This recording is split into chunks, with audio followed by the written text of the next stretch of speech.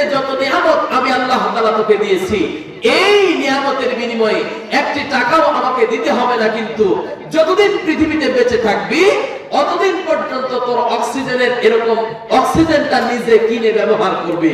বলেন তো দেখি এই পৃথিবীতে আমাদের হায়াত কয়দিন হতো? হ্যাঁ, হতো।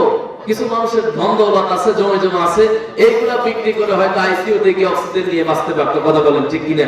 কিন্তু আমাদের মতো যারা গরিব মানুষ, সাধারণ মানুষ, এরা সর্বোচ্চ ভিটামারি বিক্রি করে 8-10 দিন বাঁচতে পারতো। কথা বলেন ঠিক কিনা? তাহলে আল্লাহ তাআলা বোঝাতে চাইলেন যে বান্দা, তুমি যখন আমার কোরআন শুনবে, আমি আল্লাহ তাআলা আসমান থেকে তোমার উপর রহমত বর্ষণ করব। এখান থেকে বোঝা যায় আল্লাহ রহমতের আমাদের দরকার আছে না নাই? যদি রহমতের দরকার থেকেই থাকে, তাহলে এই জায়গায় বসে আল্লাহর কোরআন শোনার দরকার আছে না নাই? আপনাদের আছে, যারা জিলাপির দোকানে, চায়ের স্টলে আছে, ওদের মনে হয় শোনার দরকার নাই। যদি শোনার দরকার থাকতো আসতো। কথা কাছে কিনা? মাইকে শুনতেছে, ও মাইকে তো জিলাপি আলা বিপদে করে শুনতেছে, কারণ তো জালসা শুনতে আসে না, আসছে জিলাপি বেচতে। এখন মাইকের আওয়াজ কানে যাচ্ছে, ইচ্ছা হলেও শোনা লাগবে, না হলেও শোনা লাগবে। কথা কাছে ঠিক কিনা? এই জন্য আমরা কথা শুনবো কোরআন থেকে ইনশাআল্লাহ। আমি এই কোরআন কারীমের ভিতরে আল্লাহ তাআলা সূরা দিয়েছেন 114টা। জোরে বলুন কয়টা? 114টা সূরা। সিরিয়াল অনুযায়ী 16 নম্বর সূরার নাম হলো সূরাতুন নাহল। জোরে বলুন নাম কি? সূরাতুন নাহল। এই সূরা নাহলের 106 নম্বর আয়াত আমি আপনাদের সামনে তেলাওয়াত করেছি। কত নম্বর? 106। আল্লাহ তাআলা এই সূরা নাহলের 106 নম্বর আয়াতটা কেন নাযিল করলেন, কোন প্রেক্ষাপটে নাযিল করলেন, কি কারণে নাযিল করলেন, এটা জানার দরকার আছে না নাই? আমি ভাই আওরা কথা বলবো না, আমি বিষয়ভিত্তিক কথা বলে অভ্যস্ত। একটা বিষয়ের উপর কথা বলবো, ওটা আমাদেরকে বোঝাবো ইনশাআল্লাহ। শুনবেন তো ইনশাআল্লাহ? তো এই 106 নম্বর আয়াতটা আল্লাহ তাআলা কেন নাযিল করলেন? আল্লাহ তাআলা এই পৃথিবীতে 6000 তদুর্ধে আয়াত দিয়েছেন। প্রত্যেকটা আয়াত নাযিলের একটা প্রেক্ষাপট আছে, শানে নুজুল আছে। কি আছে ভাই? শানে নুজুল এর মানে হলো নাযিলের কারণ। কিসের কারণ? প্রত্যেকটা সূরা, প্রত্যেকটা আয়াত আল্লাহ তাআলা কোন না কোন কারণে নাযিল করেছেন, কোন না কোন ঘটনায় নাযিল করেছেন, কোন না কোন সমস্যার সমাধান নাযিল করেছেন। ধরে বলুন কথা ঠিক কি না? তো এই 106 নম্বর আয়াত আল্লাহ তাআলা কেন নাযিল করলেন, এই কেনর জবাব নিয়ে আমরা এখান থেকে ফিরবো ইনশাআল্লাহ। একটু জিকির করেন, লা ইলাহা ইল্লাল্লাহ, লা ইলাহা ইল্লাল্লাহ, লা ইলাহা ইল্লাল্লাহ, লা ইলাহা ইল্লাল্লাহ, লা ইলাহা ইল্লাল্লাহ, লা ইলাহা ইল্লাল্লাহ, জোরে লা ইলাহা ইল্লাল্লাহ, লা ইলাহা ইল্লাল্লাহ, মুহাম্মাদুর রাসূলুল্লাহ। সকলে বলুন সাল্লাল্লাহু। তাহলে আমরা আলোচনা করব সূরা নাহলের কততম আয়াত? 106 আয়াত। আসো সরাসরি কোরআনের আলোচনায় চলে যাব ইনশাআল্লাহ। এই পৃথিবীতে আল্লাহ পাক রব্বুল আলামিন অসংখ্য ধর্ম আছে না নাই? ধর্ম আর মতবাদ আছে। সমস্ত ধর্মের ভিতরে আল্লাহ পাক রব্বুল আলামিনের কাছে পছন্দনীয় একটা ধর্মের নাম বলে তো দেখি। ইসলাম। কি ধর্ম? ইসলাম। আর কোন মানুষ যখন ইসলাম ধর্মের ভিতরে আসে, দল মত নির্বিশেষে তার একটাই পরিচয়, সে হলো মুসলমান। জয় বলুন নাম কি? মুসলমান। দল মত নির্বিশেষে তার একটাই পরিচয়, সে কি? মুসলমান। তো আল্লাহ পাক রব্বুল আলামিন এই আয়াতের ভিতরে বলতেছেন, মান কাফারা বিল্লাহি মিন বাদি ঈমানিহি, যে ব্যক্তি ঈমান আনার পরে কুফরি করে। কি করে? ঈমান আনার পরে কুফরি করে। এই ভাই এখানে কি হয়েছে ভাই?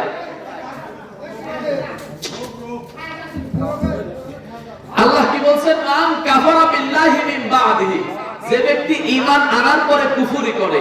অর্থাৎ এতটুকুন কথার মাঝে বোঝা যায়, আমরা যারা এখানে মুসলমান আছি, আমরা যদি এই মুসলমান থাকার পরও কুফরি করি, কার সাথে? এই কথা বলেন, কার সাথে? আল্লাহ কুফরি করি, আল্লাহ পাক রব্বুল আলামিন বললেন ফাআলাইহিম গাদাবুম মিনাল্লাহ, যে ব্যক্তি ঈমান আনার পরে কুফরি করলো আমি আল্লাহ তাআলার পক্ষ থেকে তার উপরে গজব নাযিল হবে। জোরে বলেন নাউযুবিল্লাহ। কি নাযিল হবে? গজব নাযিল হবে। ওয়ালাহুম আযাবুন আযীম, শুধু তাই নয় আমি আল্লাহ তাআলা তাদেরকে শক্ত আযাবে গ্রেফতার করব। কোন আযাবে? শক্ত আযাবে গ্রেফতার করব। কিন্তু আল্লাহ তাআলা এই আয়াতের মাঝের অংশে ডাক দিয়া বললেন ইল্লা মান উকরিহা ওয়া কলবুহু মুতমাইন্নুম বিল ঈমান, তবে ওই ব্যক্তিকে নয় যেই ব্যক্তির অন্তর ইসলামের উপরে অটল অবিচল ছিল কিন্তু মুখে এরকম ইসলামের বিরুদ্ধে কথা বলেছে নির্যাতনের কারণে। কিসের কারণে? এক কথা বলেন, কিসের কারণে? এই আয়াতের সার অংশ এটা, মান কাফারা বিল্লাহি মিন বাদি ঈমানিহি, যে ব্যক্তি ঈমান আনার পরে কুফরি করলো আল্লাহ পাক বললেন ফাআলাইহিম গাদাবুম মিনাল্লাহ, আমি আল্লাহ তাআলার পক্ষ থেকে তার উপরে গজব নাযিল হবে। ওয়ালাহুম আযাবুন আযীম, আমি আল্লাহ তাআলা তাকে শক্ত আযাবে গ্রেফতার করব। কিন্তু ইল্লা মান উকরিহা ওয়া কলবুহু, যাদের কলব ছিল ইসলামের উপরে অটল অবিচল। কিন্তু কাফের মুশরিকরা বিভিন্ন সময় মুসলমানদেরকে নির্যাতন করেছে, কি করে নাই? এই অবস্থায় যখন বান্দাগুলি ইসলামের বিপক্ষে যদিও কথা বলেছে কিন্তু কলব ছিল ইসলামের উপরে অটল অবিচল, ইল্লা মান উকরিহা, আমি এই সমস্ত বান্দা বান্দীদেরকে আযাব দেব না। জোরে বলেন সুবহানাল্লাহ। তাহলে এক জায়গায় বললেন আযাব দেব, আরেক জায়গায় বললেন আযাব দেব না। রহস্য আছে না নাই? আছে। শুনবো তো ইনশাআল্লাহ। এটা হলো মোটামুটি আয়াতের সারাংশ। এবার আসেন তাফসিরে যাই। তাফসিরে কুরতুবী, তাফসিরে ইবনে কাসির, দুইটা তাফসির আপনি খুলে দেখেন। আল্লামা ইবনে কাসির রাহিমাহুল্লাহ এই সূরা নাহলের 106 নম্বর আয়াতের তাফসির করতে গিয়ে লেখেন আল্লাহ পাক রব্বুল আলামিন এই পৃথিবীর জমিনে এই 106 নম্বর আয়াতটা নাযিল করেছিলেন কিছু মুসলমান সাহাবীদের জন্য। কাদের জন্য? কাদের জন্য? কিছু মুসলমান সাহাবীদের জন্য। বর্তমান আমার ভাইরা আমার, আসুন গভীর মনোযোগ দিয়ে শুনতে হবে কথাগুলো, কারণ এই মনোযোগ সহকারে যদি আমার কথাগুলো না শুনেন এই কথার আগাগোড়া কিন্তু কিছুই বুঝতে পারবেন না। আল্লাহ পাক রব্বুল আলামিন এই আয়াতটা কেন নাযিল করলেন, কি কারণে আল্লাহ তাআলা নাযিল করলেন, কোন সাহাবীদের শানে আল্লাহ তাআলা এই আয়াতটা নাযিল করলেন, এটাই আমার আজকের আলোচনা। আপনারা ভালো করে জানেন এই পৃথিবীর জমিনে আল্লাহ পাক রব্বুল আলামিন যখন মুহাম্মদ সাল্লাল্লাহু আলাইহি ওয়াসাল্লামকে হেদায়েত দিয়েছিলেন, নবুয়ত দিয়েছিলেন, আল্লাহ নবী মুহাম্মদকে নবুয়ত দিলেন 40 বছরের জন্য। বলুন কয় বছরে? 40 বছরে যখন আল্লাহ পাক রব্বুল আলামিন তাকে নবুয়ত দান করলেন, আল্লাহ পাক নবুয়ত দান করে নবীকে বললেন, নবী গো ওই পৃথিবীর জমিনে আপনার এখন কেউ নাই, আপনি একটু দিনের দাওয়াতটা গোপনে দেন। জোরে বলুন কিসে দেন? আপনি একটু দিনের দাওয়াতটা গোপনে দেন। এই কারণে আল্লাহর নবী মুহাম্মদুর রাসূলুল্লাহ সাল্লাল্লাহু আলাইহি ওয়াসাল্লাম 3টা বছর গোপনে ইসলামের দাওয়াত দিলেন। জোরে বলুন কয় বছর? খারাপ লাগতেছে আপনাদের? তো কথা বলেন না কেন? 3টা বছর আল্লাহ নবী গোপনে দাওয়াত দিলেন। 3 বছর সময় যখন অতিবাহিত হয়ে গেল, আল্লাহ পাক রব্বুল আলামিন এই কোরআনুল কারীমের ভিতরে আরেকটা সূরা দিয়েছেন যার নাম হলো সূরাতুশ শুরা। জোরে বলুন নাম কি? এই সূরার 24 নম্বর আয়াত আল্লাহ তাআলা সুন্দর করে নাযিল করে দিয়ে ডাক দিয়া বললেন বিসমিল্লাহির রাহমানির রহিম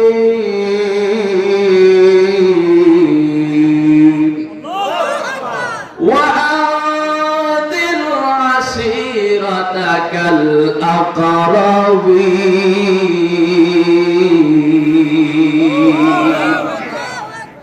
আল্লাহ তাআলা সূরা শুরার 24 নম্বর আয়াতটা নাযিল করে দিয়া নবীকে ডাক দিয়া বললেন, নবী গো আপনি 3টা বছর গোপনে ইসলামের দাওয়াত দিলেন, আর গোপনে ইসলামের দাওয়াত নয়, আপনি এবার প্রকাশ্যে ইসলামের দাওয়াত দেন। আইন জারি করলেন কে? আর জোরে বলেন কে? আল্লাহ বললেন নবী হে, আর গোপনে নয়, আর লুকোচুরি নয়, আপনি মানব সমাজে প্রকাশ্যে ইসলামের দাওয়াত দেন। তবে দাওয়াত যে আপনি দিবেন এর প্রথম নাম্বার শর্ত হলো ওয়ানজির আশিরাতাকাল আকরাবিন, আগে আপনি নিজের নিকট আত্মীয়দেরকে দাওয়াত দেন। জোরে বলেন সুবহানাল্লাহ। আল্লাহ তাআলা বললেন আগে নিজের আত্মীয়দেরকে দাওয়াত দেন, কারণ আপনি তো বেঁচেছেন, এরপরে আপনার দায়িত্ব আপনার আহাল বাঁচানোর কথা বলেন, ঠিক কিনা? এই কারণে আল্লাহ তাআলা সূরা বাকারায় বলেন ইয়া আইয়ুহাল্লাযীনা আমানু কু আনফুসাকুম ওয়া আহলিকুম নারা। আল্লাহ বলেন হে ইমানদার ব্যক্তি, তুমি আগে নিজে জাহান্নামের আগুন থেকে বাঁচো, এরপরে তোমার আহালদেরকে বাঁচাও। এজন্যই আল্লাহ বললেন ওয়ানজির আশিরাতাকাল আকরাবিন, আপনি আপনার নিকট আত্মীয়দেরকে আগে ইসলামের দিকে দাওয়াত দেন, ইসলামের পথে তাদেরকে ডাকেন। আল্লাহ নবী মুহাম্মদুর রাসূলুল্লাহ সাল্লাল্লাহু আলাইহি ওয়াসাল্লাম যখন তার নিজের আত্মীয়দেরকে দাওয়াত দিতে যাবেন, এই সমস্ত কথা যদি আমি বলতে যাই লম্বা সময় লেগে যাবে, আমার আলোচনার বিষয় ওটা না। আল্লাহ নবী যখন আবু জেহেল আবু লাহাবের সামনে দাওয়াত দিতে আরম্ভ করলেন, তারা মনে হয় আল্লাহ রাসূলের সাথে ভালোবাসা প্রদান করেছেন, কথা বলেন ঠিক কিনা? এ মুসলমান, না না না, আবু লাহাবের সামনে যখন এই দাওয়াত দেওয়া হলো, আবু লাহাব আপন চাচা হয়ে রাসূলের এমন শত্রু হয়ে গেল। আল্লাহ নবী বলেন এই দ্বীন ইসলামের কালেমার দাওয়াত যখন আমি দিতে লাগলাম, আবু জেহেল আবু লাহাব আমার এমন শত্রু হয়ে গেল।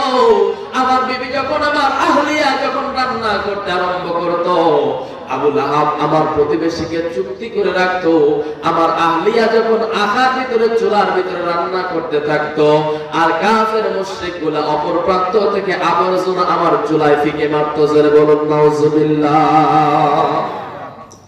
আল্লাহ নবী যখন এইভাবে দিনের দাওয়াত দিতে থাকলেন, তার উপর নির্যাতনের মাত্রা বেড়ে যেতে থাকলো। কিন্তু যতদিন আব্দুল মুত্তালিব চাচা আমির হামজা পৃথিবীতে জীবিত ছিলেন, ততদিন মক্কার মানুষগুলি মুহাম্মদকে কথা বলে সাহস পায় নাই। কারণ বংশীয় একটা মর্যাদা আছে না নাই? বংশীয় একটা মর্যাদা আছে। কিন্তু যারা লা ইলাহা ইল্লাল্লাহ মুহাম্মাদুর রাসূলুল্লাহ সাল্লাল্লাহু আলাইহি ওয়াসাল্লাম এই কালেমার দাওয়াত পাওয়ার পরে যারা ইসলাম ধর্ম গ্রহণ করে নিল, তাদের তো আর বংশের পাওয়ার নাই, তাদের তো আর ক্ষমতা নাই, তাদের উপরে কাফের মুশরিকরা নির্যাতন চালায়। আমাদের দেশে একটা কথা আছে দেখবেন, নরম কাঠে সুইতিরের বল, কথা কোন ঠিক কিনা? নরম যেই জায়গায়, ওই জায়গায় গিয়ে মানুষ আরো গরম দেয়, কারণ জানে আমাকে কিছু বলতে পারবে না, কথা কোন ঠিক কিনা? কথা কয় না? ঠিক তেমনি ভাবে আবু জেহেল আবু লাহাব এরা চিন্তা করলো মুহাম্মদ সাল্লাল্লাহু আলাইহি ওয়াসাল্লামকে কিছু বলা যাবে না, কারণ ওর বংশীয় পাওয়ার আছে। কিন্তু তার অনুসারী যারা হয়েছে, এদের উপরে আক্রমণ চালানো যাবে, নির্যাতন চালানো যাবে। যে সাহাবীদের শানে আল্লাহ পাক রব্বুল আলামিন সূরা নাহলের 106 নম্বর আয়াতটা নাযিল করলেন, ওই সাহাবীদের মধ্যে একজন সাহাবীর নাম হলো হযরতে আম্মার রাদিয়াল্লাহু তাআলা। হুজুরে বলুন নাম কি? আর আস্তে কোন কষ্ট হচ্ছে আপনাদের? খারাপ লাগতেছে? একজনের নাম হযরতে আম্মার, বলুন নাম কি? হযরতে আম্মার রাদিয়াল্লাহু তাআলা। এই সাহাবীর বাবার নাম হলো হযরতে ইয়াসির রাদিয়াল্লাহু তাআলা। হুজুরে বলুন নাম কি? হযরতে ইয়াসির। মায়ের নাম হযরতে সুমাইয়া রাদিয়াল্লাহু তাআলা আনহা। এই এক পরিবার থেকে যখন তিনজন মানুষ কালেমার দাওয়াত গ্রহণ করে মুসলমান হয়ে গেল, লম্বা চওড়া কথা সংক্ষিপ্ত করে আপনাদের সামনে উপস্থাপন করার চেষ্টা করছি। আবু জেহেল আবু লাহাব যখন জানতে পারলো হযরতে আম্মার আর তার বাবা মা তিনজনাই মিলে ইসলামের ধর্ম গ্রহণ করেছে, কালেমার দাওয়াত গ্রহণ করেছে, তখন থেকেই শুরু করেছে এই তিনজনের উপরে তার নির্যাতন চালাতে আরম্ভ করে দিল। লম্বা চওড়া কথা। আবু জেহেল আবু লাহাব এবার আম্মারের পিতা হযরত ইয়াসিরকে ধরলেন। কাকে ধরলেন? ইয়াসিরকে ডাক দিয়ে বলা হয়, ইয়াসির রে, শুনলাম তুমি নাকি কালেমা গ্রহণ করে মুসলমান হয়েছো, সুতরাং এখন আমাদের পক্ষ থেকে তোমাকে আদেশ করা হলো, এই মুহূর্তে তুমি কালেমাকে ছেড়ে দাও, ইসলামকে ভুলে যাও, মুহাম্মদকে ভুলে যাও। হযরত ইয়াসির রাদিয়াল্লাহু তাআলা ডাক দিয়ে বলে, আবু জেহেল, যেই কালেমা একবার পড়েছি, যেই মুহাম্মদকে একবার নবী বলে স্বীকার করেছি, যেই রবকে একবার রব বলে স্বীকার করেছি, তুমি যদি আমাকে মারতে মারতে মেরেও ফেলো, এরপরও কালেমা ছেড়ে দেব না। জোরে বলুন সুবহানাল্লাহ। বন্ধুগণ আমার, ভাইরা আমার, তাফসীর ইবনে কাসিরের ভিতরে আল্লামা ইবনে কাসির রাহিমাহুল্লাহ সুন্দর করে লেখেন, আবু জেহেলের সামনে যখন ইয়াসির এইভাবে জবাব দিয়ে দেয়, আবু জেহেলের মাথাটা গরম হয়ে যায়, মেজাজটা খারাপ হয়ে যায়। তার সৈন্যদেরকে ডাক দিয়ে বলে, রে সৈন্যরা, এইভাবে নরম সুরে বললে কাজ হবে না, নির্যাতনের মাত্রা আরেকটু বাড়ায় দাও। এ জগতলার মুসলমান বাবাজিরা আমার, এখানে আমার কথা একটু গভীর মনোযোগ দিয়ে কান খাড়া করে আমার কথাগুলো শোনার চেষ্টা করবেন। আমি আপনাদেরকে ঠিক একটা জায়গায় পৌঁছিয়ে দেব। এবার আবু জেহেল যখন ডাক দিয়ে বললেন নির্যাতনের মাত্রা বাড়ায় দাও, তার সৈন্য আর সাথীগুলি যখন নির্যাতনের মাত্রাকে বাড়ায় দেয়, এরপরে আবার হযরত ইয়াসিরকে ডাক দিয়ে বলে, রে ইয়াসির, এখনো সময় আছে, এখনো সময় আছে, কালেমা ছেড়ে দে, মুহাম্মদকে ভুলে যা।